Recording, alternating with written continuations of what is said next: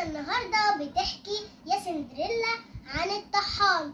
يا دي حكايه طويله قوي يا اصحابي، يلا بينا نعرفها. يلا يا سندريلا يلا بينا.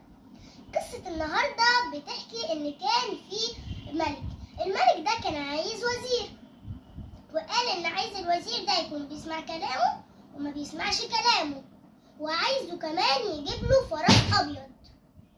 فالناس اللي في المملكه استغربت وقالت ايه ده؟ ازاي يعني يكون بيسمع كلامك يا جلالة الملك ومش بيسمع كلامك؟ احنا مش فاهمين حاجة، انت شكلك كده بتقوله وخلاص. وفعلا الناس كلها استغربت. وكان يا صحابي في البلد دي طحان، والطحان يا سندريلا كان عنده 3 أولاد. ال3 أولاد دول يا سندريلا كانوا بيساعدوا باباهم في الشغل، وكانوا بيطحنوا معاه القمح عشان يعملوا العيش. وفي يوم من الأيام أول ما الطحان سمع الخبر يا سندريلا جمع عياله ال3 وقال لهم أنا النهاردة هقول لكم على خبر. حد فيكم يروح للملك ومعاه الحصان الأسود بتاعنا بتاع الطاحونة. فالولد الصغير قال يا سندريلا ايه ده؟ انت بتقول ايه يا بابا؟ ده انت ما سمعتش الناس بتقول عليه ايه؟ ده قال يسمع كلام الوزير يكون بيسمع كلامي ومش بيسمع كلامي، يبقى ازاي بقى يا بابا؟ والتاني قال له فعلا يا بابا، ده قال كمان عايز فرس ابيض، واحنا الفرس اللي عندنا ده اسود. وقعدوا يفكروا يا سندريلا. راح الولد الصغير قال له خلاص يا بابا انا هروح بكره وهسمع كلامك.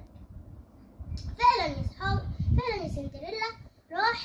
فضل ماشي الولد ماشي ومعاه الفرس الاسود بتاعه، والناس كلها كانت عماله تضحك عليه تقول ايه ده ايه ده ايه ده ايه اللي بيعمله ده؟ ده معاه فرس اسود اصلا، يبقى ازاي الملك هيقبله؟ واصلا الملك بيقول كلام غريب اصلا.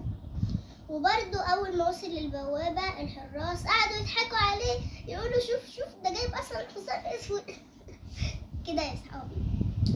واللي حصل يا سندريلا انه اول ما دخل قابل الملك وقال له يا جلالة الملك يا جلالة الملك، انا عايز ابقى وزير.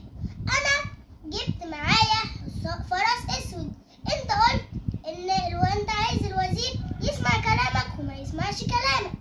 انا سمعت كلامك وجبت الفرس، وما سمعتش كلامك وجبت لونه اسود. وده يا صحابي كان قصد الملك.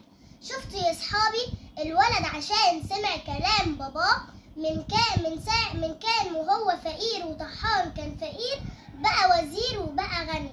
اسمعوا كلام باباكم ومامتكم وما تغلبوهوش، وخلونا نفكر كويس ونختار بحكمة الحاجات اللي بنعملها. لو عجبتكم القصة ادخلوا وحطوا لايك واشتراك على قناة